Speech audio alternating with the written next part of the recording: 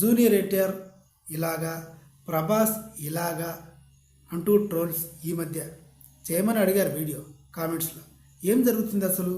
ఎందుకు ప్రభాస్ని ట్రోల్ చేస్తున్నారు, జూనియర్ ఎన్టీఆర్ని ట్రోల్ చేస్తున్నారు? ఎంత నీచాతి నీచం అంటే, జూనియర్ ఎన్టీఆర్ మా హీరోకి పిల్లలు కూడా పుట్టారు రా, పెళ్ళి చేసుకున్నాడు అని జూనియర్ ఎన్టీఆర్ ఫ్యాన్స్. మీ హీరోకి అసలు పెళ్ళే కాలేదురా, మ్యాటర్ లేదురా అంటూ ట్రోల్స్. మా వాడి హైట్ ఎంతో తెలుసా అని ప్రభాస్ ఫ్యాన్స్. ఇంకేం చెప్పాలి దీని గురించి? నాకు అసలు యాక్చువల్గా ఈ ఫ్యానిజం అనేది నాకు ఉండదు. చిన్నప్పుడు ఉండేది, నేను చిరంజీవి గారి ఫ్యాన్ చిన్నప్పుడు. తర్వాత ఇమాజినేషన్లోకి వచ్చి కొంచెం పెద్ద అయిన తర్వాత సినిమాలో హీరో నాకేం సంబంధం? సినిమాలో హీరో, సబ్బుల కంపెనీలో సబ్బులు తయారు చేసేవాడు హీరో అవుతాడా? అలాగే సినిమా పరిశ్రమలో ఆయన సినిమా హీరో అంతే. సినిమా బాగుంటే చూస్తా, కామెడీ బాగుంటే నవ్వుతా అంతే. కానీ ఈ కుక్కలు ఏంటంటే, జూనియర్ ఎన్టీఆర్ ఫోటో ఒకటి డీగ్లామరైజ్ చేశారు, ఎడిట్ చేసేసి ఒక టైఫాయిడ్ మలేరియా వచ్చిన పేషెంట్ ఎలా ఉంటాడో అలా పేషెంట్ లాగా జూనియర్ ఎన్టీఆర్ ఫోటోని క్రియేట్ చేసి అన్నకి ఏమైంది, త్వరలో పోతాడా అంటూ సోషల్ మీడియాలో అంటే ఇన్స్టాగ్రామ్, ఫేస్బుక్, ట్విట్టర్ వీటిలో ఆ ఫోటోని పెట్టి వైరల్ చేశారు. ఎవరు చేశారు? ప్రభాస్ ఫ్యాన్స్ చేశారు. మరి వీళ్ళు కూడా హట్ అయ్యారు కదా, వీళ్ళు ఏం చేయాలి? ప్రభాస్కి మగతనం లేదు, అందుకే పెళ్లి చేసుకోవట్లేదు. అసలు ఈ వీడియో చేయాలంటే చిరాకు వస్తుంది నాకు, కానీ తప్పట్లేదు. ట్రెండింగ్ కంటెంట్ అది.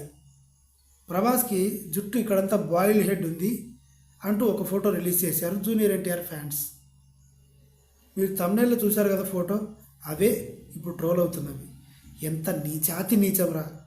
జూనియర్ ఎన్టీఆర్ అయినా ప్రభాస్ అయినా అందరిలాగే పుట్టాడు. అమ్మా బాబులకి తల్లి గర్భం నుంచే వచ్చారు. వాళ్ళు పని అదేంటి? నటించడం. నటిస్తున్నారు, డబ్బులు తీసుకుంటున్నారు. మీరు మీ ఉద్యోగాలు చేసుకోండి, మీ పనులు చేసుకోండి. మీ ఇంట్లో మీ భార్య పిల్లలకి, అమ్మా నాన్నలకి ఏదైనా కష్టం వస్తే మీరే చూసుకోవాలి. వాళ్ళు వచ్చి ఏం చేయరు. అఫ్కోర్స్ వాళ్ళు మీ ఇంట్లో మనుషులు, మీ మొబైల్లో, మీ టీవీలో వాళ్ళు కనిపిస్తూ ఉంటారు. వాళ్ళు మీకు బాగా వెల్ నోన్ పర్సన్స్. మీరు బయటికి వెళ్ళి వాళ్ళ ఇంటి దగ్గరికి వెళ్ళండి ఒకసారి, వాళ్ళ కుక్క మిమ్మల్ని పీక్కు తింటుంది. అవి మీ జీవితాలు. నిజంగా సినిమా అభిమానం అనేది మన దేశంలోనే ఉంది. వెస్ట్రన్ కంట్రీస్లో సినిమాల అభిమానం ఇలా చించుకునే వాళ్ళు ఎవరు ఉండరు. సినిమా బాగుంటే చూస్తారు, లేకుంటే లేదు. సినిమా ఇండస్ట్రీ ఒక సబ్బుల ఇండస్ట్రీ ఎగ్జాంపుల్గా తీసుకున్నాం. సినిమా ఇండస్ట్రీలో ఒకడు డైరెక్టరు, ఒకడు ప్రొడ్యూసరు, ఒకడు హీరో, ఒకటి హీరోయిన్.